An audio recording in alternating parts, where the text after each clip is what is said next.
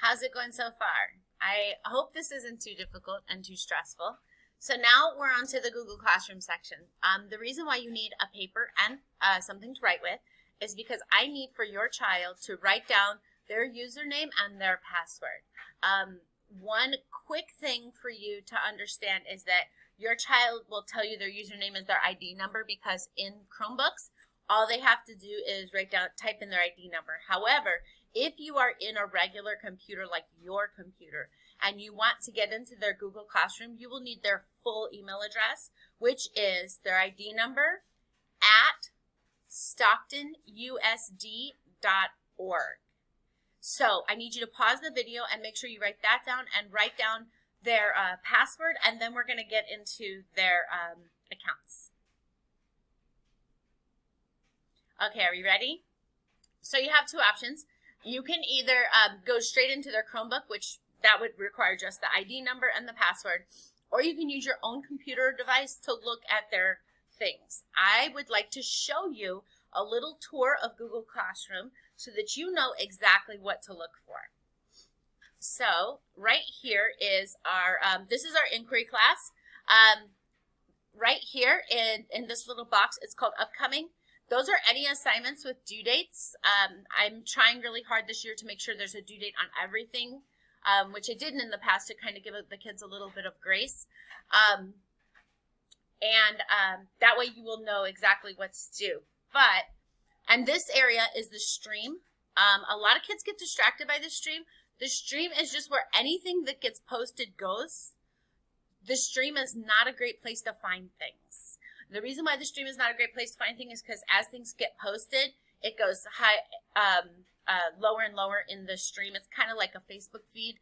If you want to think of social media, if you want to find out what your friend John said, you wouldn't scroll through your feed down. You'd go into John's account.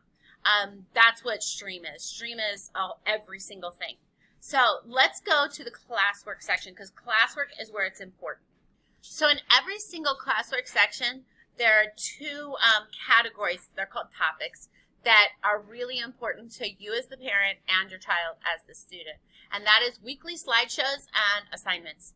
So I want to start with the weekly slideshows. Weekly slideshows are just like this slideshow. They even look like this slideshow. They're right here. And they're the exact same weekly slideshow in every single Google Classroom that belongs to Miss Brown. So I put all the assignments and all of the subjects together on one set of slides. We're going to talk about that in about 10 seconds. Assignments up here is where you find all the work that your child has to do. This is inquiry class, so it's not a very good representation. Let me flip over to English or history. Which one is this one? This one's English. So weekly slideshow and assignments.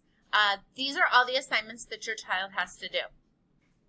Okay, and there's always due dates by them. You see this one says scheduled. You won't see that because you're in my teacher account right now. What you do is you go to the weekly slideshows, and just a little refresher, because I know I've sent out a video on the weekly slideshows, is the very last slide is a parent checklist. So when you go to the weekly slideshows, scroll to the very, very bottom, and that slide is specifically for you. It has a list of every assignment that is due in every one of Miss Brown's classes for the entire week, and it is posted usually on Sunday. I was waiting till Monday to post, but some of the kids really want to get ahead, so I released it on Sunday. And last week and this week, I've texted you a picture of that slide just so you had it on your phone. I hope it was helpful. If you need help with the weekly slideshows, just FYI, the video that I made to explain that is down here in the resources section of the classwork. So any resource videos of how to do school, go here. Assignments are here, and weekly slides of what to do and how to do it are here. Everything is in the classwork section, and the reason for that is because I can separate things into topics to make it easier for all of us. The grades in Google Classroom, I wanted to talk to you about that. They might not be reflective because I use a thing called Edpuzzle, which is a program that allows kids to show me that they've watched the video. And no matter how much I try to change it, Edpuzzle makes everything 100 points, and not everything in my class is 100 points, so it throws the grades off really, really bad.